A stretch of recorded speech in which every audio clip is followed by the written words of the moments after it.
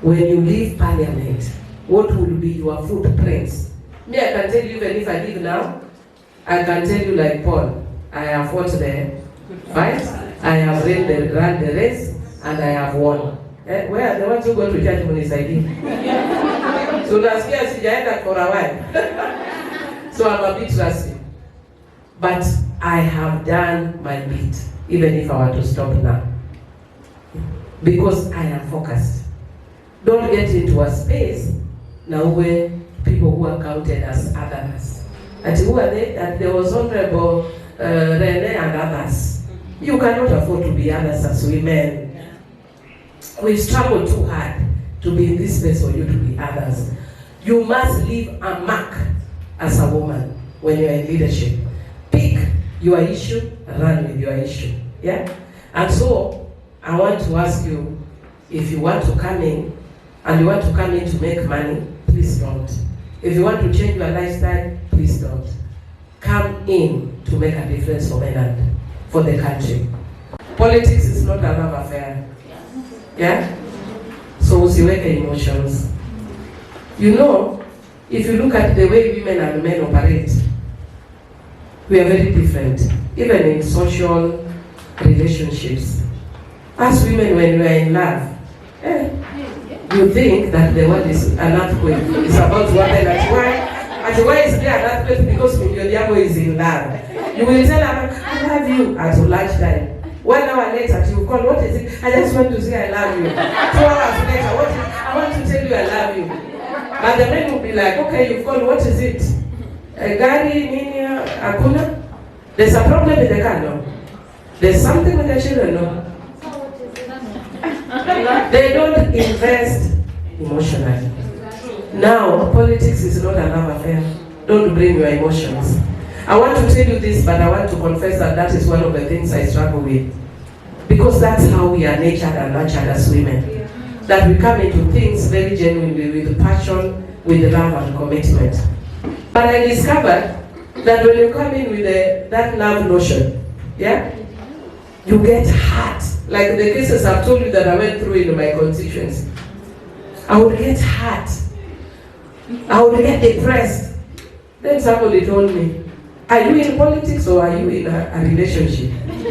If you're in politics, divorce issues, words like love, depressed, what, those things do not apply. And that is why, can I give you an example? Yes. One time, in the last elections, when we believed our election was stolen by President Uhuru Kenyatta, so us women were still sulking. Well, not me, I'm the chief sulker. I'm the chief sulker. So we are busy there telling Uhuru, mjinga, mshenzi wewe, nini, nini. So one time I've just come from a press conference, Uhuru, mjinga, mshenzi. Then the media calls me, they said, Mili, what is your view about the handshake? I said, which one? You don't know there's a handshake? I said, there's a handshake, yes. Guess what? She answered, Uhuru, mjinga, nini, so how have you done? Okay. Right now we are seeing a broad-based something. I don't want to call it a broad-based government. But there's a broad-based something. I was so mad after this past election. And I knew my sister was IDC, I wouldn't have said hi to her.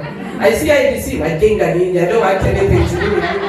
I see my chairman in my class, Justice Lenaola. I left our class group. I said, how can I be with you in the same group? And you call us what here? I left immediately, with immediate effect. That's Garudi. Why? Because we think we. Where is Raila Odinga say? Unasikia? Raila Odinga is my brother. Mimi ndio huko niko kwa kona mzuri sana. But where Raila Odinga is? Women, toeni emotions. When the issue of the minority leader and whip came, I don't think there are people who work in that parliament in our party more than the women.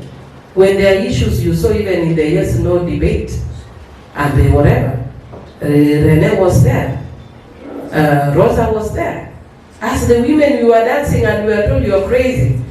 And when it comes to things like that, they tell you, Millie, come, shout, scream, and we come, very faithfully, and we are very loyal. Yeah? But the same thing will be used against you. When I wanted this, some people told me, oh, Millie can't be a leader, she's a heckler. I will heckle, but I also want to be that leader. Because for me to get there, I was elected. What makes you I'm not? You know, men are very brave. I am serving, I think this year I'm on my 17th year. Then a young man who has just been elected 2 years is fighting with me over the same position. I'm not a hire. You know, you men, really. I'm not a hire. And they are busy fighting with me there, but none of them was brave enough to fight against UNET. Subtle gender biases. And when I stood against UNET, people were telling me, how dare you stand against UNET? Why? He has 60 years. He's a man, I'm a woman.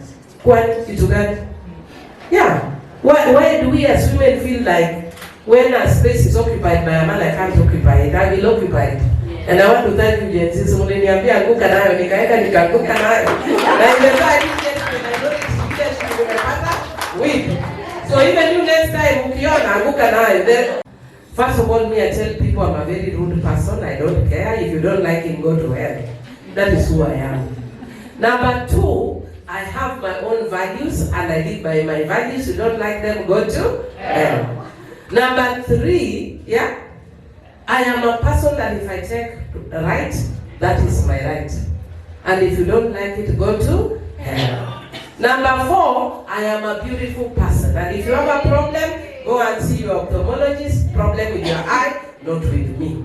That is who I am. Okay?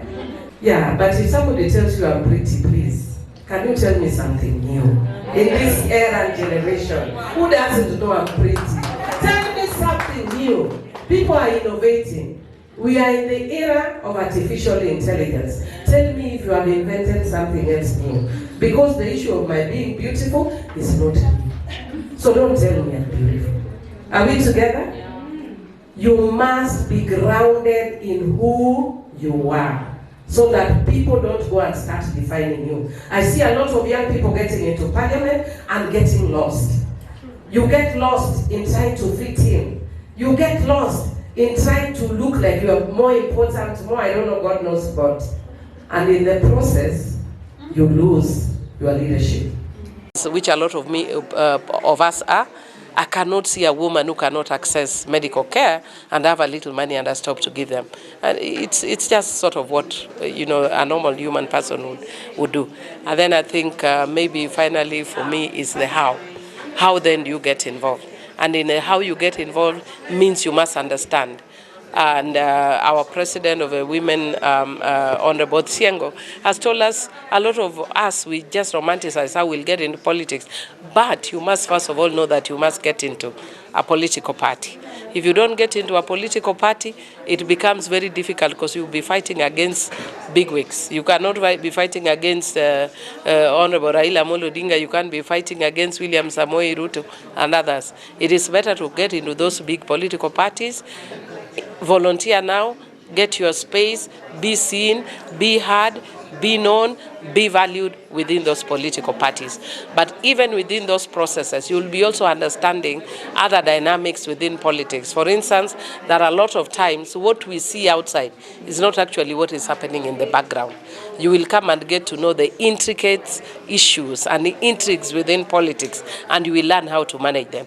You will learn how to manage the gender dynamics within politics, how there are subtle biases that are not on the front. You will be learning about feminization even of adjectives, that there are certain things that apply to women that do not apply to men just by virtue. And then the sense of male entitlement that you can find, for instance, in the case that I was buying more recently, that a person who's just done 1 or 2 years has the audacity to stand against me. But when you say it's a gender issue, they say, no, it's not, it's just that it's a member. Why can't they vie against UNET, for instance? So there are very subtle gender dynamics that come into play, and those are issues that we'll have to deal with. And then also learning about how to develop thick skin, how to manage your space, how to do resource mobilization, how to network, and how finally to be a bad girl. Because as I've said before, nice girls never get the corner office. You only get the corner office if you are a bad girl, like Odhiambo. Thank you. The lessons that, there are many lessons that we've learned. It's also an intergenerational forum for today, where we have women who are already in politics, as elected or nominated, we had both senators and women members of parliament offering mentorship to the other women. So it was actually a joint mentorship today with the Kenya Women Parliamentary Association, or KEWOPA. And one of the core things that we told the women is that, one, you need to understand who you are before you get into politics, because politics is a very dirty space, and unless you are sure about who you are, it is very easy to be swept by the winds. It is so easy to be swept by winds of ideology. It is easy to be swept by winds of character. It is easy to be swept by wind of different activities. So you must be very, very clear about why you get into politics, who you are. You must be very clear about why you want to get into politics. And the why has to do with your values. A lot of people think that politics is glamorous, so they want to come in for a quick buck. Because of the way we have exercised, unfortunately, too much opulence. And we want to thank the Gen Zs for actually forcing politicians to get back to why we are into politics, and which is to serve the country.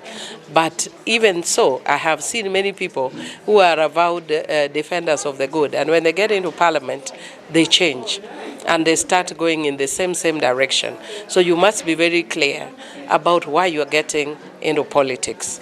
And if you have, you must first of all have your values intact, so that when you get into politics, your values are not contaminated by all the values that you find. Within politics, you will find the people who, can sell you a cemetery.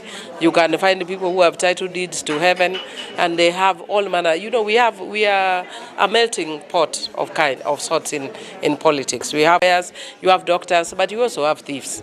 That is a granted.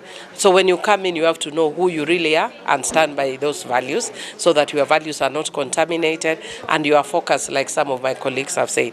You must also know when you want to get into politics, because the timing is very important into politics. But for women, we tell them the when is now, because our numbers are few. And the when is now because the circumstances are fairly much more favorable than they were in the past. And then you also need to know the what. And the what here basically means that you need to understand which office that you are going for. And for you to understand the office that you are going for, you need to shadow one of the members of parliament, or or a person under the position that you want to go for. If you want to go for governorship, shadow a governor. If you want to go for MCA, shadow an MCA, so that you don't get shocked when you get into this space and you're like, wow, this is not what I actually thought politics was about. And the reason I say this is because we've over-glamorized politics. And it's not that. Politics is a very selfless service. A lot of times we are just, I call myself a conduit. I can get 1 million shillings now, but I can assure you by the evening it will be gone. And it will not be gone because I was drinking and making merry, but because I'm helping a woman who is sick in the constituency. I'm helping